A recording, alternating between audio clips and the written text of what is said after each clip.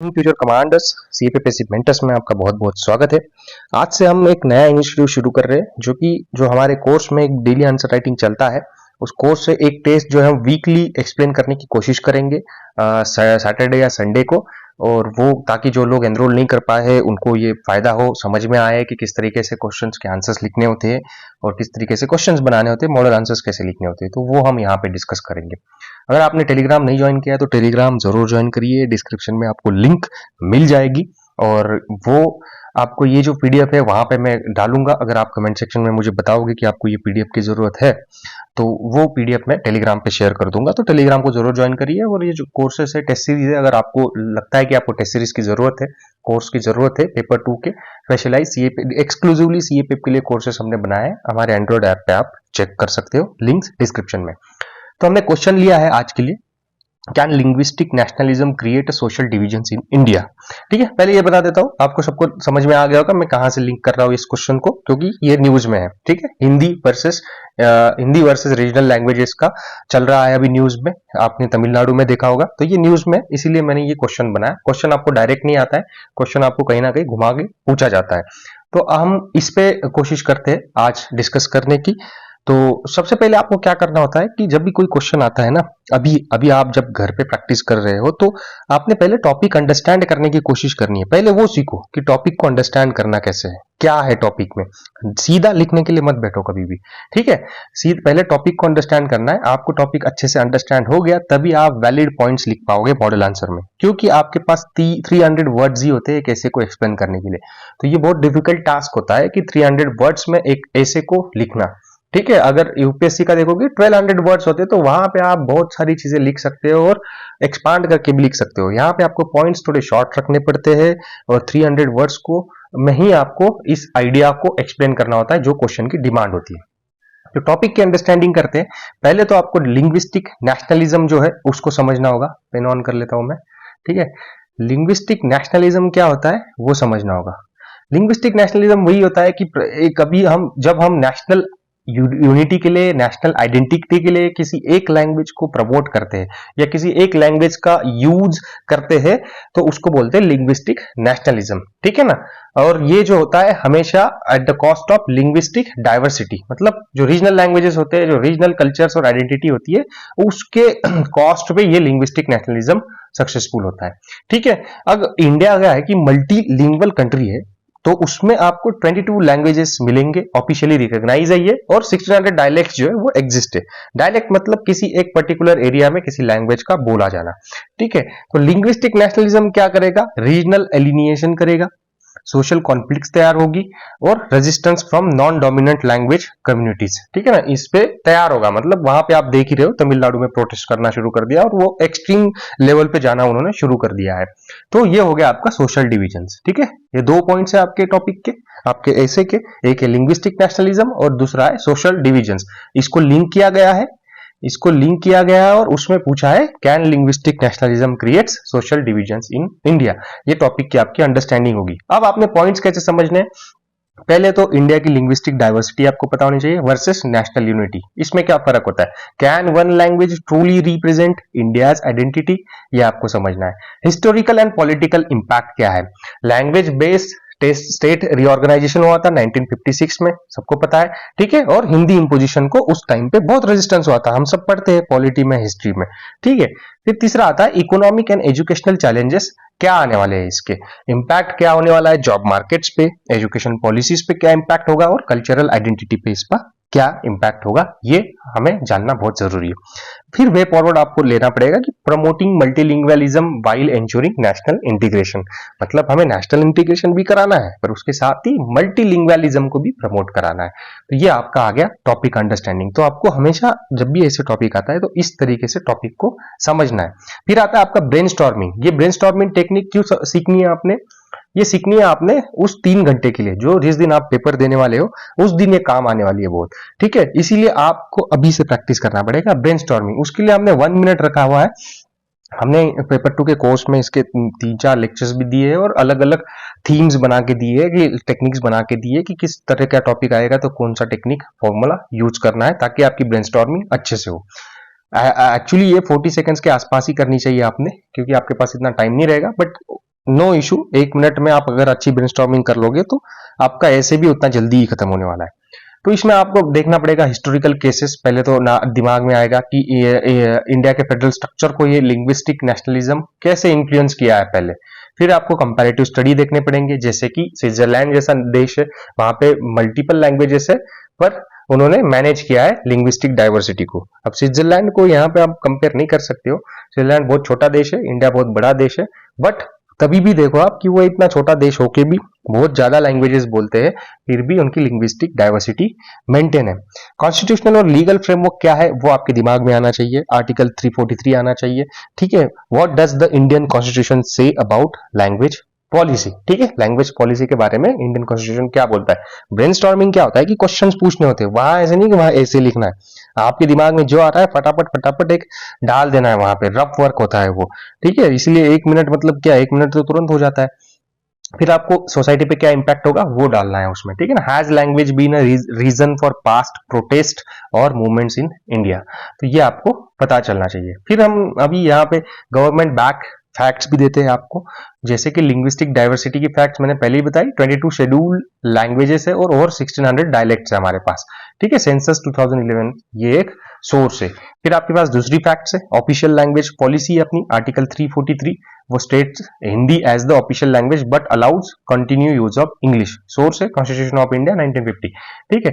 Past language conflict हमने देखे, 1965 में एंटी हिंदी एजिटेशन हुआ था इन तमिलनाडु, जो कि लिंग्विस्टिक नेशनलिज्म को रेजिस्ट कर रहा है, अपोज कर रहा था, ठीक है। तो ये आपके पास गवर्नमेंट बैक फैक्ट्स आ गई, तो ये आपको आंसर में डिटेल एनालिसिस में आपको ये सब मिलता है। आपके हमारे जो पेपर 2 का कोर्स है, पेपर 2 की टेस्ट सीरीज है, उसमें इसी तरीके से दिया जाता है, आपको स्ट्रक्चर भी बना के दिया जाता है कि कैसा स्ट्रक्चर होना चाहिए। इसके लास्ट में मैं मॉडल आंसर भी दिखाऊंगा आपको कि कैसा 320 वर्ड्स में 300 वर्ड्स में मॉडल आंसर होता है। केस स्टडीज देखिए, वही 1965 एंटी हिंदी एजिटेशन का आ गया तमिलनाडु वाला, दूसरा आ गया स्टेट रीऑर्गेनाइजेशन 1956 में हुआ था, उस टाइम पे लिंग्विस्टिक आइडेंटिटी और मेजर कॉन्फ्लिक्ट जो है उसको प्रिवेंट किया गया था, ठीक है। फिर स्विट्जरलैंड मल्टीलिंगुअल मॉडल, ये एक केस स्टडी आ गई, ये आपको यूज करना है आपके मॉडल आंसर में। अब इसमें क्या है कि हमने क्वेश्चन पूछना है अपने आप को, अब मॉडल आंसर एक्सप्लेनेशन की तरफ हम जा रहे हैं कि जो पॉलिसी हम बना रहे हैं इंडिया को यूनाइट करने पे, और वो हम देख रहे हैं कि एंड में कि वो यूनाइट करने की जगह पे ज्यादा डिवाइड कर दिया उसने, ठीक है।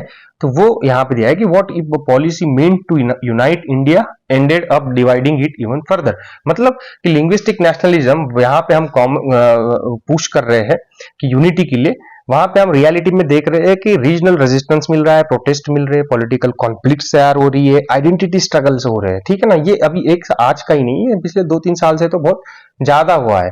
तो यहाँ पे हम देखते हैं कि नेशनल इंटीग्रेशन के लिए प्रॉब्लम तैयार हो रहे हैं, फेडरलिज्म के लिए प्रॉब्लम्स तैयार हो रहे हैं, कल्चरल डाइवर्सिटी के लिए प्रॉब्लम्स तैयार हो रहे हैं, और गवर्नेंस के लिए प्रॉब्लम तैयार हो रहे हैं। अब आगे देखते हैं हम कि हमने क्वेश्चन पूछना है पहले कि ये लिंग्विस्टिक नेशनलिज्म है तो इसके फायदे क्या क्या है, ठीक है ना। ये गुड आइडिया है तो क्या क्या इसमें फायदे हो सकते हैं वो हमने देखना है। प्रोपोनेंट्स क्या है, आर्ग्यू करते हैं कि कॉमन नेशनल लैंग्वेज जो है सेवरल बेनिफिट्स लाते हैं, जैसे कि स्ट्रेंथनिंग नेशनल यूनिटी, ठीक है, नेशनल यूनिटी को स्ट्रेंथन करता है। मेनी कंट्रीज लाइक चाइना में मैंडरिन होती है और फ्रांस में फ्रेंच होती है, जो सक्सेसफुली सिंगल लैंग्वेज फॉर्मूला पे चली है और नेशनल आइडेंटिटी उसने बनाई है और डेवलपमेंट भी किया है। दूसरा है रिड्यूसिंग कॉलोनियल इन्फ्लुएंस। आज भी आप देखते हो कि रियलिटी में जो इंग्लिश स्पीकिंग लोग होते हैं उनकी तरफ इंटेलेक्चुअल का टैग लगा देते हैं लोग कि ये इंटेलेक्चुअली होगा, और जो हिंदी बोलने वाला होगा उसको इंग्लिश नहीं आ रही होगी तो समझेंगे कि लेस इंटेलेक्चुअल समझेंगे जो इंग्लिश बोल रहा है उससे। ऐसा होता नहीं है, एक्चुअली वो होता है आपने पढ़ाई कहाँ से की हुई है और आप किस एटमॉस्फेयर में रहे हो। अब हिंदी स्पीकिंग जो भी होगा उसने रीजनल लैंग्वेज में एजुकेशन लिया होगा, उसके आजू बाजू के लोग जो होंगे वो भी हिंदी बोलने वाले होंगे, इंग्लिश बोलने वाला कोई नहीं होगा, इसीलिए वो पढ़ नहीं पाया होगा। इससे इंटेलेक्चुअल का कोई लेना देना नहीं होता, बट प्रैक्टिकल रियलिटी में आप देखोगे तो वही सीन है। तीसरा हम पॉइंट देखते हैं तो बेटर इंटरस्टेट कम्युनिकेशन, ठीक है, better interstate communication with Hindi spoken by 44% of Indians, मतलब 44% इंडियन जो हिंदी बोल ही लेते हैं। और जैसे हमारे जैसे स्टेट है, महाराष्ट्र हो गया, गुजरात हो गया, वेस्ट बंगाल हो गया, ये लोग हिंदी समझ ही लेते हैं, ठीक है, बोल भी लेते हैं थोड़ा बहुत और समझ भी लेते हैं। तो ये नेचुरल चॉइस समझी जाती है और यूनिफाइंग लैंग्वेज के लिए। ये हम पॉजिटिव एस्पेक्ट्स बात कर रहे हैं, हम उसके बाद काउंटर भी करेंगे इसको, ठीक है। दूसरा है एडमिनिस्ट्रेटिव इफिशियंसी आ जाएगी, कॉमन ऑफिशियल लैंग्वेज बन जाएगा तो गवर्नेंस सिंप्लीफाई हो जाएगा और ट्रांसलेशन बैरियर्स रिड्यूस हो जाएंगे। ठीक है, इसके कॉन्स हम अभी आगे बोलेंगे। अब ये हो गए 4 पॉइंट्स। देखो आपका ऐसे 300 वर्ड्स का होता है तो आपने बिल्कुल सिंपल टॉपिक्स रखने हैं, सिंपल एक्सप्लेन कर देना है शॉर्ट में, ज्यादा आपको एक्सप्लेन करने की जरूरत नहीं है, नहीं तो अब 300 वर्ड्स में आप कंप्लीट नहीं कर पाओगे। अब यहाँ पे आता है why linguistic nationalism creates more problems than solutions. ठीक है, प्रॉब्लम से ज्यादा सॉल्यूशंस क्यों तैयार कर रहा है, ये हमें दिख रहा है। अब सॉरी, लिंग्विस्टिक नेशनलिज्म जो है ज्यादा प्रॉब्लम्स तैयार कर रहा है रादर देन सॉल्यूशंस, क्योंकि इंडिया क्या है, मोनोलिथिक नेशन नहीं है। हमारे देश में आप देखोगे 50-60 किलोमीटर के बाद बहुत कल्चर में चेंजेस आना शुरू हो जाते हैं। तो आप स्टेट वाइज देखोगे, हर एक स्टेट का अलग कल्चर है, हर एक स्टेट में भी अलग अलग कल्चर से, तो ये मोनोलिथिक नेशन नहीं है ये। ठीक है, यहाँ पे बहुत अलग अलग तरीके की अलग अलग तरीके के लोग रहते हैं, डाइवर्सिटी है यहाँ पे। तो ये एक सिविलाइजेशनल स्टेट है विद डीप लिंग्विस्टिक डाइवर्सिटी हमें देखने को मिलती है। जब अगर आप एक लैंग्वेज इंपोज करना चाहते हो दूसरे पे, तो ये हिस्टोरिकली भी हमने देखा है कि यहाँ पे कॉन्फ्लिक्ट्स ट्रिगर्ड होती है। ठीक है, बैकस्लैश कर जाता है ऐसा डिसीजन। अब यहाँ पे एग्जांपल्स दिया गया है तमिलनाडु का एंटी हिंदी एजिटेशन जो 1965 में हुआ था, तो स्ट्रॉन्ग मास मूवमेंट हुई थी और यहाँ पे सेंट्रल गवर्नमेंट ने कोशिश की थी कि हिंदी इंपोज करने का, तो इससे वायलेंट प्रोटेस्ट हुए थे। ठीक है, तो यहाँ पे हम देखते।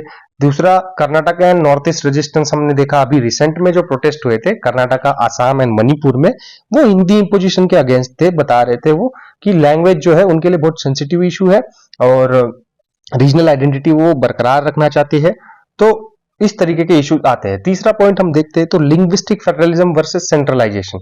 लिंग्विस्टिक, इंडिया की कॉन्स्टिट्यूशन क्या है, 8th शेड्यूल में जो है सारी मल्टीपल लैंग्वेजेस को रिकॉग्नाइज करती है और रीजनल आइडेंटिटीज को प्रिजर्व करती है।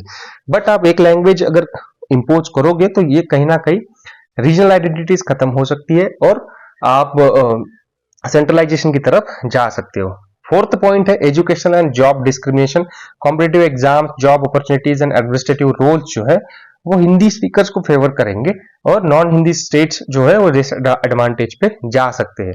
तो इस तरीके से पॉइंट्स आपके कॉन्स में बन जाते हैं। ये इस तरीके से आपको आंसर नहीं लिखना है, ये मैं एक्सप्लेन कर रहा हूं, आपको मॉडल आंसर मिल जाएगा नीचे कि किस तरीके से कनेक्ट किया है। तो for a diverse country like India, forcing linguistic uniformity is not just impractical, it risk alienating large sections of the population. ठीक है, ये क्लियर हो गया यहाँ पे। अब वे फॉरवर्ड में देखते हैं कि बैलेंस यूनिटी एंड डाइवर्सिटी को किस तरीके से बैलेंस करना चाहिए। ठीक है, instead of enforcing a single language, India should focus on language as a bridge not a barrier. ठीक है, a well balance language policy होनी चाहिए। तो प्रमोट करना चाहिए मल्टीलिंगुअल एजुकेशन को, जैसे 3 लैंग्वेज फॉर्मूला आया है, ये फ्लेक्सिबल होना चाहिए, कुछ स्टेट्स को अलाउ करना चाहिए, प्रायोरिटाइज करे उनकी रीजनल लैंग्वेजेस को प्लस हिंदी एंड इंग्लिश को। फिर दूसरा पॉइंट आता है कि जो है रिकॉग्नाइज, हिंदी को रिकॉग्नाइज करो विदाउट इम्पोजिशन। मतलब कि अब देखो वोटिंग जो है, वोटिंग कंपलसरी नहीं है, ठीक है, पर वोटिंग को हम प्रमोट करते हैं, इलेक्शन कमीशन प्रमोट करता है अच्छे से, उसके कैंपेन चलाता है कि वोटिंग क्यों जरूरी है। उस तरीके से हिंदी का प्रमोशन करो, ठीक है ना, रादर देन इम्पोजिंग इट। आप प्रमोशन करो कि हिंदी के क्या क्या फायदे हो सकते हैं, आप प्रचार करो, कैंपेन्स करो, उससे लोग, मतलब कि लोग एक्सेप्ट करें उसको। ठीक है ना, आप एनफोर्स करने से अच्छा है कि लोग अपने आप ही एक्सेप्ट करें उसको, ताकि आपको ये इस तरीके के प्रोटेस्ट वगैरह देखने को ना मिले और ना ही इम्पोजिशन करना पड़े। तो हिंदी क्या है, लिंक लैंग्वेज बन सकती है, but it should not replace regional languages in administration and governance. ठीक है, रीजनल आज भी आप गवर्नेंस में मतलब देखो, बोलने वाली हिंदी बहुत अलग होती है, लिखने वाली जो डॉक्यूमेंट्स पे होती है ना गवर्नमेंट की, वो हिंदी बहुत अलग होती है। तो वो हिंदी आज मुझे भी नहीं समझ में आती। ठीक है, सच कहूँ तो मुझे भी नहीं समझ में आती। महाराष्ट्र के हम बोल लेते हैं, बट बाहर आप देखोगे तो साउथ में तो और भी मुश्किल हो जाएगा। ठीक है, तो वो नहीं करना चाहिए, इंपोजिशन नहीं करना चाहिए, आपने रिकॉग्नाइज करना चाहिए, प्रमोट करना चाहिए हिंदी को। लिंग्विस्टिक फेडरलिज्म को स्ट्रेंथन करो। 8th जो शेड्यूल है वो कंटिन्यू एक्सपांड करे और रीजनल जो इंडिया की लिंग्विस्टिक डाइवर्सिटी है उसको मेंटेन करे। अब डिजिटल एंड टेक्नोलॉजिकल सॉल्यूशंस आ गए, तो उस जमाने में आपको ऐसी जरूरी नहीं है कि हिंदी सीखनी पड़ेगी, तमिल सीखनी पड़ेगी। आप कोई भी लैंग्वेज बोल रहे हो, बट आपके पास एआई है, एआई बेस्ड ट्रांसलेशंस आ गए हैं, तो मल्टीलिंगुअल गवर्नेंस हेल्प कर सकता है लैंग्वेज को bridge the language divide without imposing a single language. ठीक है, सिंगल लैंग्वेज को इम्पोज किए बिना वो हेल्प कर सकता है। तो उस तरीके की सिचुएशन है, तो आपको इम्पोजिशन नहीं करना है। तो मोटा मोटा ये हमारा वे फॉरवर्ड हो गया। ठीक है, कंक्लूजन की तरफ जाते हैं। कंक्लूजन आपका पॉजिटिव होना चाहिए। अब इसमें लाइन दी है, true nationalism is not about enforcing uniformity but embracing diversity as a strength. ठीक है ना, ठीक है। ट्रू नेशनलिज्म क्या बोला है कि एनफोर्स नहीं करना है, मतलब यूनिफॉर्मिटी लानी है बट एनफोर्स नहीं करना है, जबरदस्ती नहीं करना है लोगों के साथ। एम्ब्रेस करना है डाइवर्सिटी और उसको स्ट्रेंथ मानना है अपना। लिंग्विस्टिक नेशनलिज्म जो है जब इंपोज किया जाता है तो वो नेशनल यूनिटी को हमेशा वीक करता है। ठीक है, instead of strengthening it. Real challenge क्या होने वाला है? रियल चैलेंज ये नहीं होने वाला है कि एक लैंग्वेज को चूज करो over another, but creating an inclusive framework where all languages thrive. आपको देखो ऐसी बातें करनी है, मोटी मोटी पॉजिटिव पॉजिटिव बातें करनी है। ठीक है ना, हमें बोलना है कि भाई एक लैंग्वेज को नहीं चूज करना। ये प्रॉब्लम ये नहीं है कि एक लैंग्वेज को चूज करना, बट सब लैंग्वेज के लिए इक्वल प्लेटफॉर्म देना, इंक्लूसिविटी लाना और सारे लैंग्वेज थ्राइव करे, इस तरीके की बातें कंक्लूजन में आनी चाहिए। India federal linguistic policy is not a weakness, it's a democratic necessity. Democratic necessity है ये। ठीक है, अब यहाँ पे मॉडल आंसर देखो आप।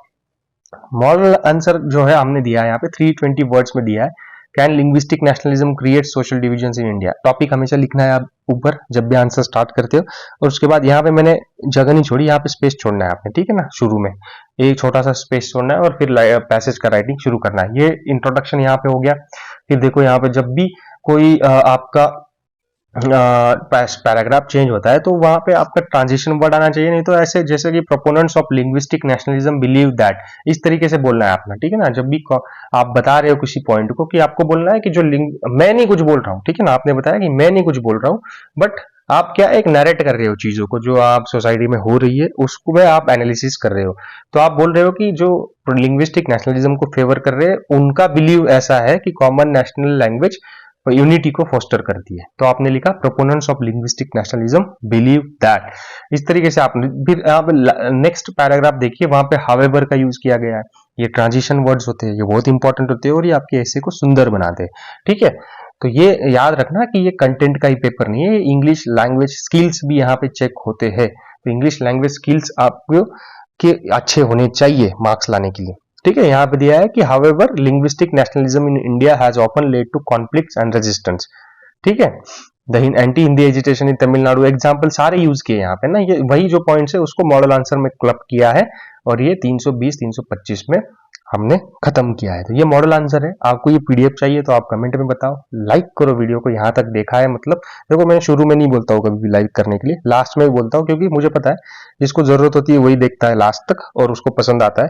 तो आपको अच्छा लगा, लाइक करिए, कमेंट करिए, इसमें बताइए आपको और क्या चाहिए उसमें, और टेलीग्राम जरूर ज्वाइन करिए, ऑफिशियल वेबसाइट को ज्वाइन करिए, देखिए CFA मेंटर्स की, और यहाँ पे एंड्रॉइड ऐप है उसको डाउनलोड करिए आप।